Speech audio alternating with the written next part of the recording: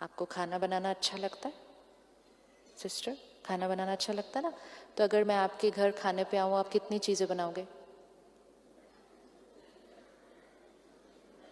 कितनी चीजें बनाओगे? जल्दी जल्दी कितनी चीजें बनाओगे? 5 चीजें बनाने वाली हूं मेरे लिए।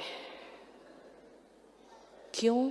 क्योंकि खाना बनाना उनकी कैपेसिटी है, खाना बनाना उनको अच्छा लगता है। अब मैं प्यार से चली गई, मैंने नहीं बोला था 5 चीजें बनाओ, लेकिन उन्होंने अपनी क्षमता से बनाई, अपनी कैपेसिटी, अपने संस्कार।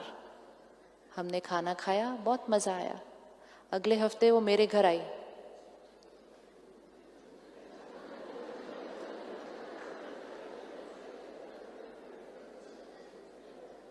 तो मैंने कहा चाय तो पी के आए होगे, 6 बज गए, और खाने का तो कोई ट्रेस दिखेगा ही नहीं। Now this is very risky. 5 चीजें बनाई, किसकी कैपेसिटी से बनाई? अपनी कैपेसिटी से बनाई। क्यों बनाई? क्योंकि वो आपका संस्कार है। लेकिन आपने ये एक्सपेक्ट किया जब आप मेरे घर आएंगे तो मैं भी उतनी चीजें बनाऊंगी, और क्योंकि मैंने नहीं बनाई तो आप हर्ट हो गए, और आपने कहा इन्होंने मेरी डिसरिस्पेक्ट की, इन्होंने बनाया ही नहीं मेरे लिए कुछ। और फिर अगले महीने मैं आपके घर फिर से आई।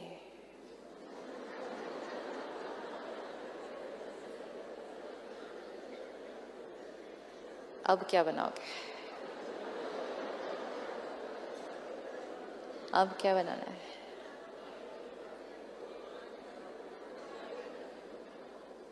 अब ये छोटी चीज लगती है ना खाना बनाना, इक्वेशन सारा दिन में देखे हैं। हम जो कर्म करते हैं अपने संस्कारों के थ्रू करते हैं, अपनी कैपेसिटी के थ्रू करते हैं, लेकिन हम एक्सपेक्ट करते हैं कि दूसरे के अंदर भी सेम संस्कार होगा, और अगर दूसरे के अंदर वो सेम संस्कार नहीं होता तो हम हर्ट हो जाते हैं। एंड मोस्ट इम्पोर्टेंट, अगली बार हम अपना संस्कार छोड़ देते हैं। ये कलयुग इसीलिए बना ऐसा,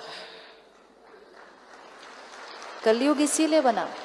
किसी एक ने गुस्सा किया होगा पहली बार, सबने इकट्ठे तो गुस्सा किया ही नहीं था कभी भी। किसी एक ने किया होगा, दूसरे ने कहा इसने मेरे साथ ऐसे बात की, मैं भी ऐसे बात करूंगा वापस, तो दूसरे ने किया, उन दोनों ने किया, तो उनको देखकर 5 ने किया, 5 ने किया, 500 ने किया। आज हम इस स्थिति पे पहुंच गए, हम गए ना गुस्सा करना तो नॉर्मल है।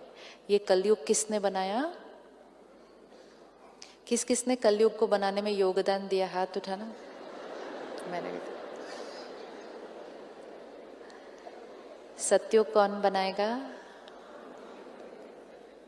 सत्युग बनाने के लिए क्या करना होगा?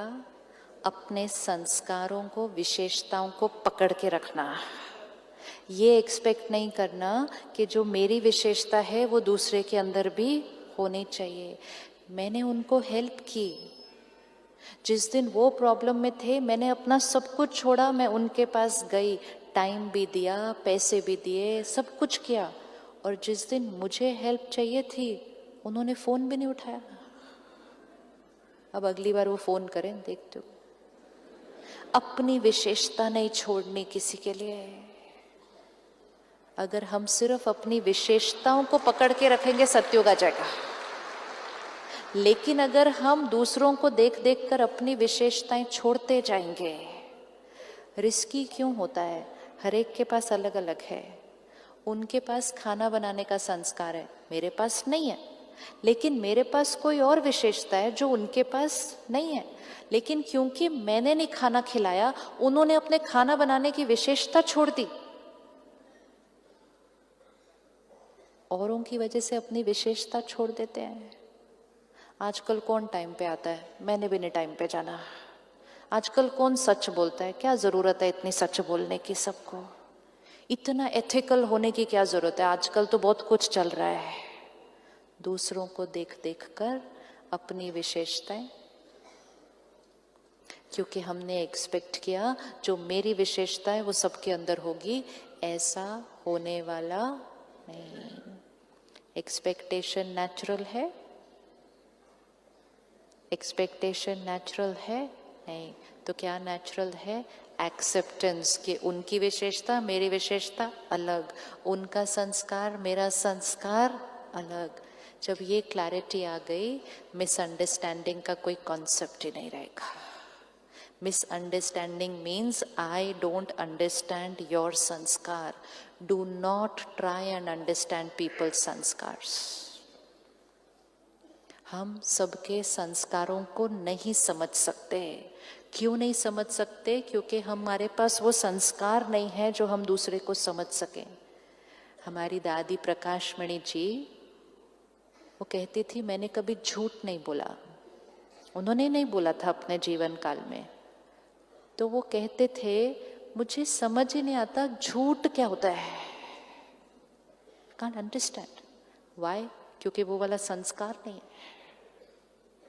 तो जो संस्कार मेरे पास नहीं होगा, मैं उस संस्कार को कभी अंडरस्टैंड नहीं कर सकती। तो हमें प्रॉब्लम ये होती है कि आप ऐसा कैसे कर सकते हो? I just can not understand. Please do not understand,